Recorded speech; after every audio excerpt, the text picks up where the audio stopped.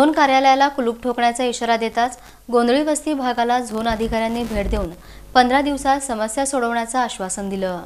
जुनी पिढी घरकुली इथं गोंधळी वस्ती भागामध्ये पावसामुळे चेंबर भरल्यानं नागरिकांच्या घरात ड्रेनेजचं पाणी घुसलं। यामुळे गोंधळी वस्ती परिसरातील नागरिकांनी संताप व्यक्त केला। दरम्यान राष्ट्रवादी VJNT सेलचे अध्यक्ष रुपेश कुमार भोसले यांनी झोन कार्यालयाला कुलूप ठोकण्याचा इशारा दिला। यावेळी झोन अधिकाऱ्यांनी 15 दिवसात समस्या सोडवण्याचं आश्वासन दिलं।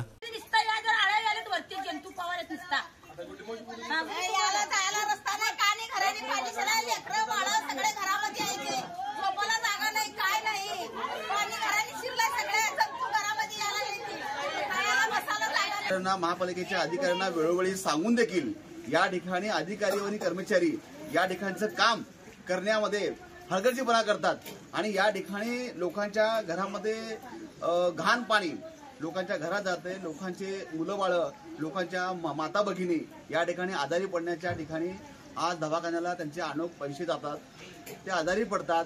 त्यांना मलेरिया, डेंग्यू असे अनेक भयानक रोग या ठिकाणी होत असतात।